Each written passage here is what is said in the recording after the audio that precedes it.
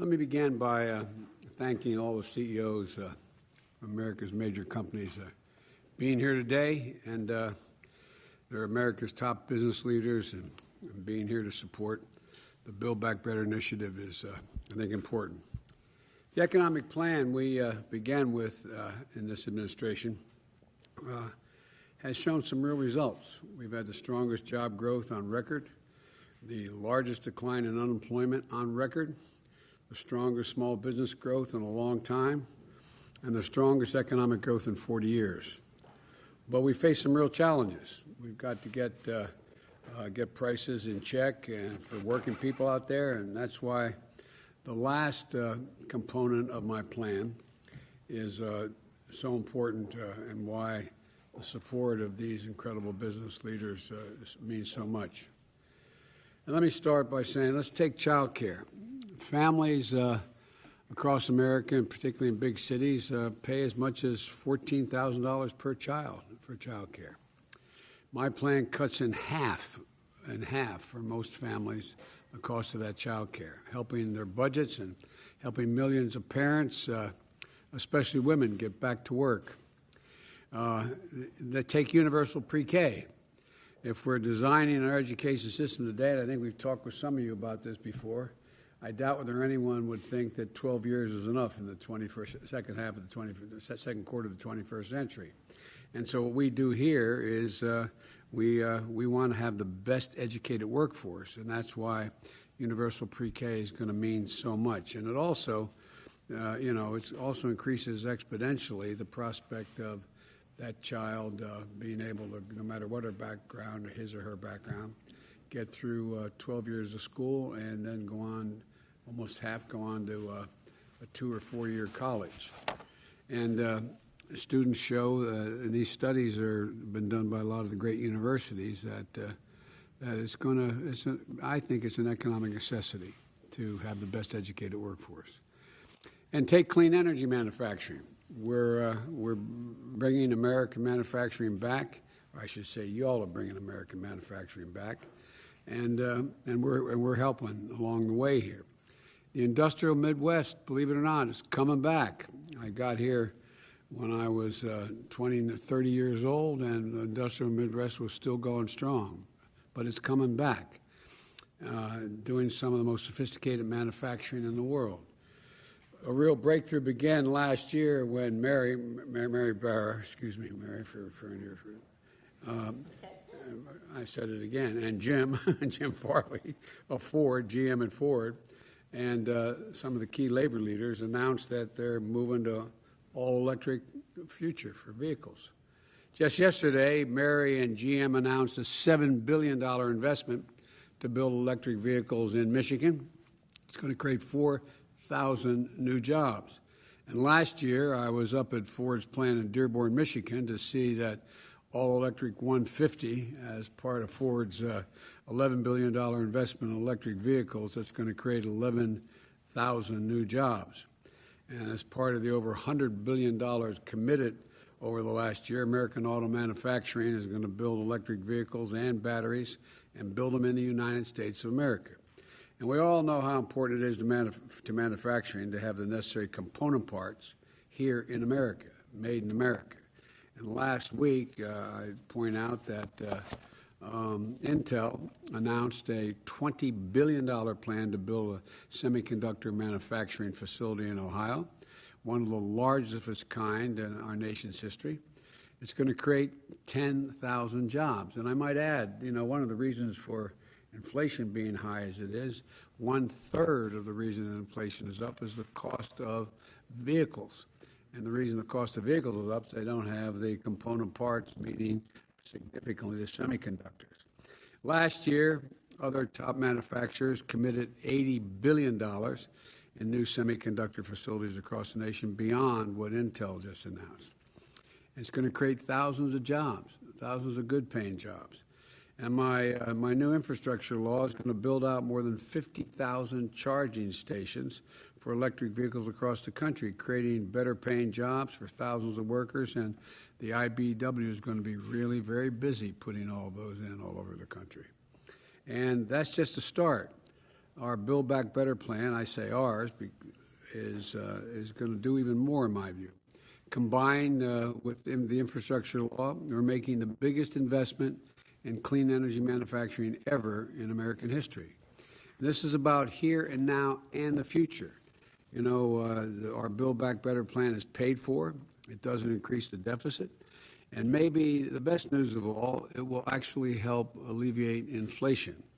The fact that 17 Nobel laureates in economics say that the Build Back Better initiative will ease inflation pressures in the future is somewhat reassuring. The bottom line is, a lot of folks refer to this as just social spending. Well, I see it, but I see it this way. The Build Back Better plan lowers prices for families and gets people working. It creates the best educated workforce, and hopefully in the world, and ensures that we remain the most dynamic and productive economy in the world. It's good for families, it's good for the economy, and it's good for the country. And so I'm grateful for the support of the CEOs that are here. I know they're somewhat busy, to say the least, and they represent a broad spectrum of the economy and employ workers across the country, from senior executives to high-skill entry-level workers. And so I look forward to the input today that we're going to be having here and their expertise. And now let's get started with this meeting.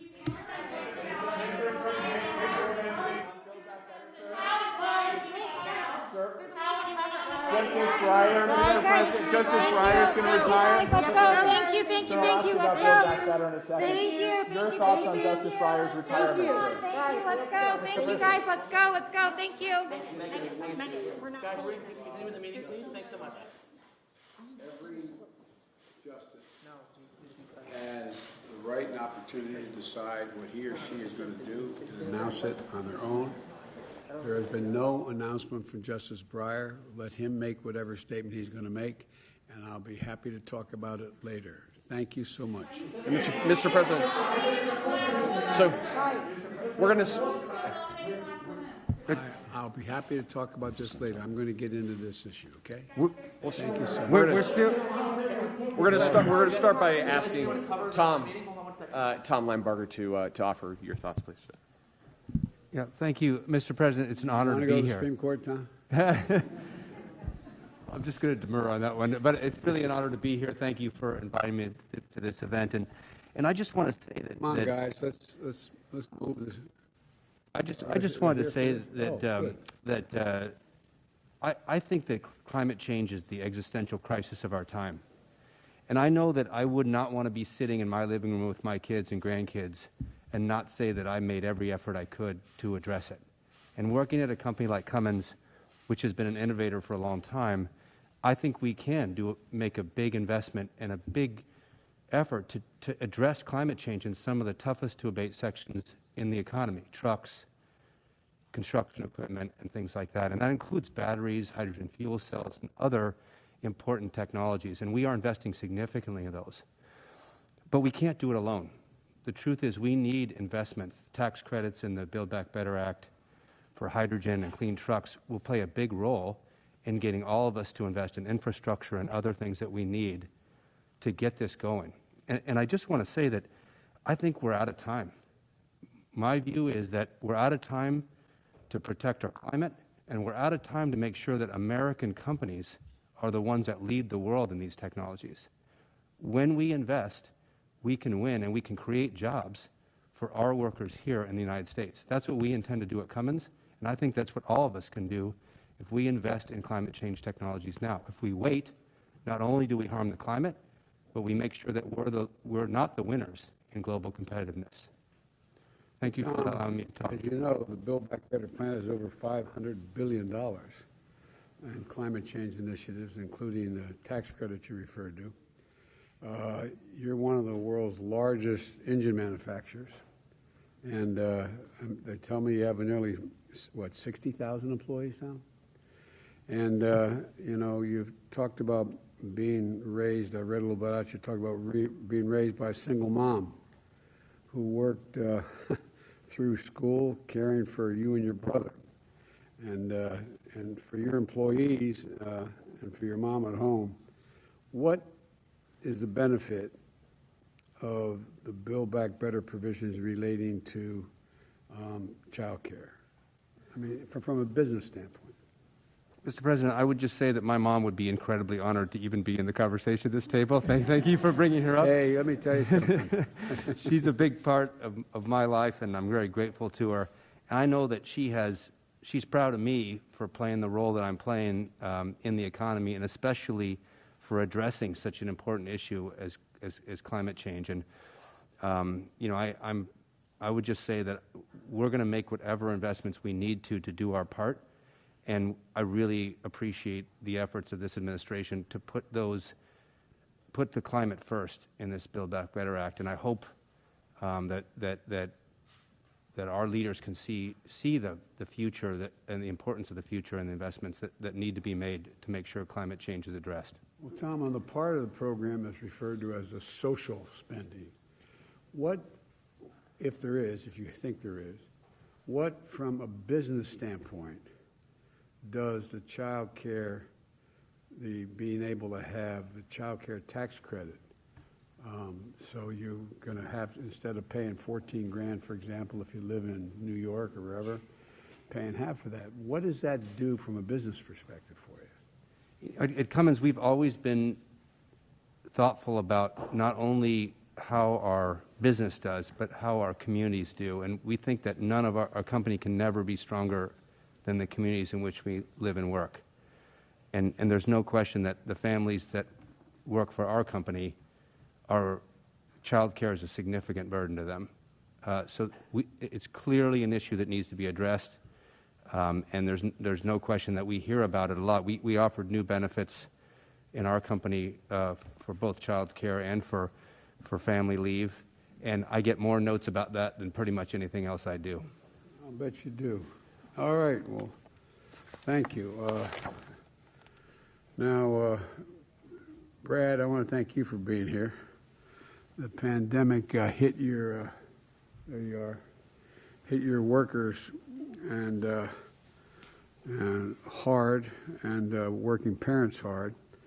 Tell me about how your support, how Microsoft is looking at workforce and the price and the pieces of the Build Back Better agenda that would advance the goals of your company. I mean, what's the relationship between this piece of my program and benefiting your company?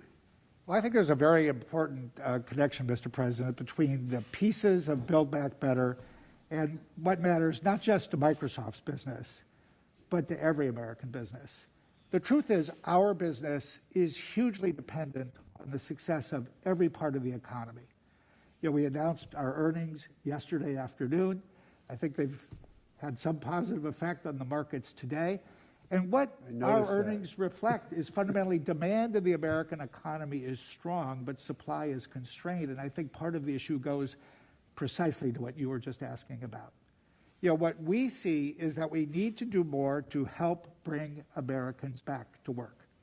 And one of the key ingredients that we see, whether it's for our employees or everybody's employees, is that people can only come back to work if they have a way to take care of their children. And in America today, there are two groups of people who are challenged when it comes to taking care of their children. For some, they can't afford to pay for child care. And that's where the provisions of Build Back Better that focus on low-income people who want to work or who want to get training to work, I think is precisely focused on what matters to people. The second group of people that is challenged is people who can afford to pay for child care, but what they're finding is that child care centers themselves don't have enough trained people, and your initiative addresses that as well. And so from our perspective, Build Back Better will help address supply shortages in the short run. Well, I will also say building a long-term foundation for another critical element that business needs, namely people with the skills to do the jobs that we are creating. And if there's one thing we've learned, it's that the best remedy for some of the most acute skills shortages is to enlist the nation's community colleges and mobilize them for the training that's needed, which Build Back Better would do. And when you couple that with the investment in Pell Grants, something that I think so many of us benefited from in terms of our ability to get the skills to succeed, that is the skills that we owe the next generation of students as well. I would offer a full-throated endorsement of the climate provisions as well.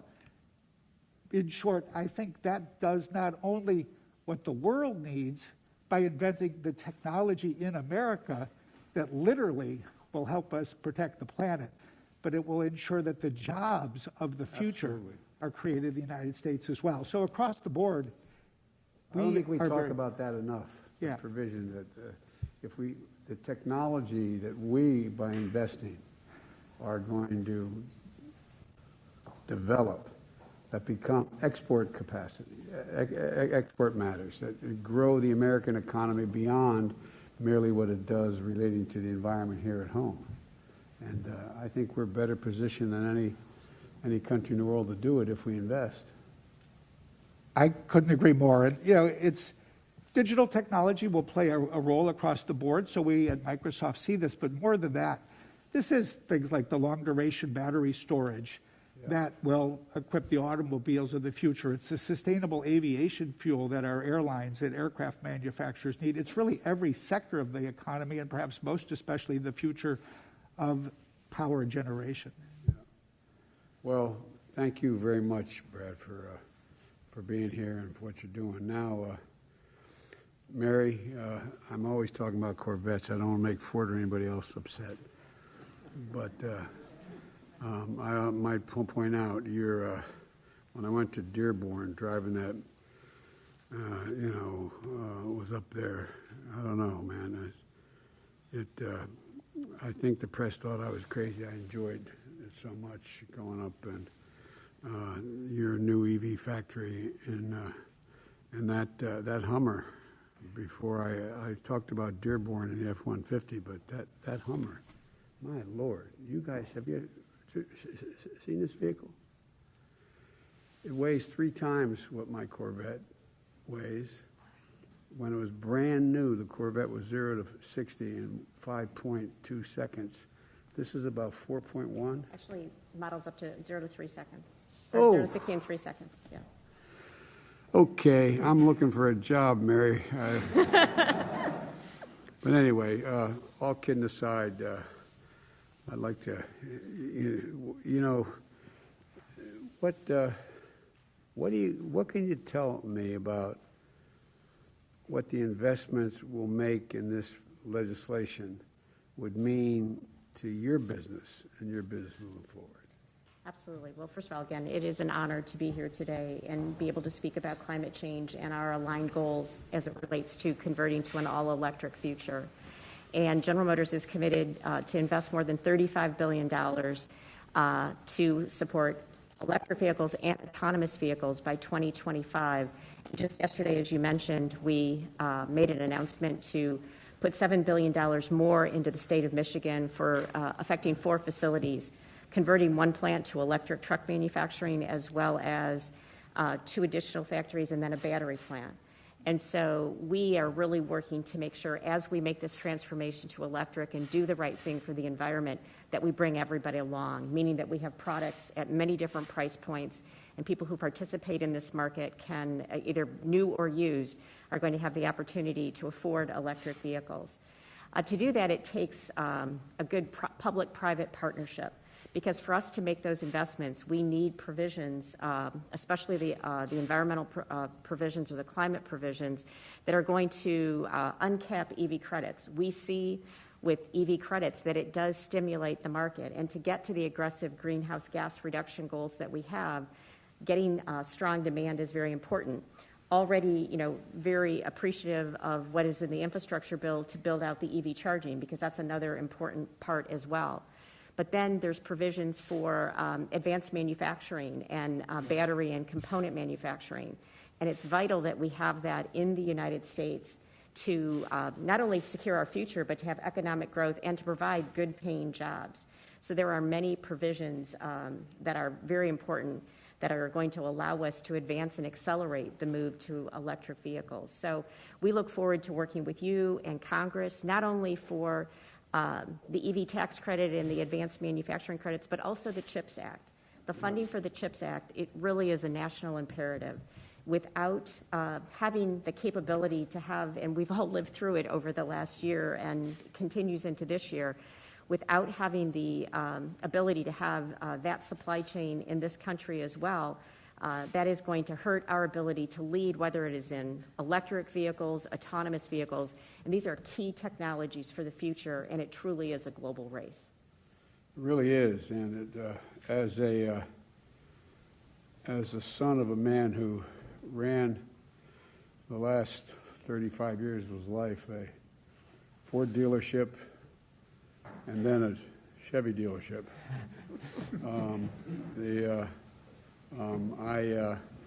you're going to make a lot of difference in people being able to make a living again. I mean, it really, really, really does matter. I mean, it's consequential, and at any rate, but I thank you for being here and what you have to say now.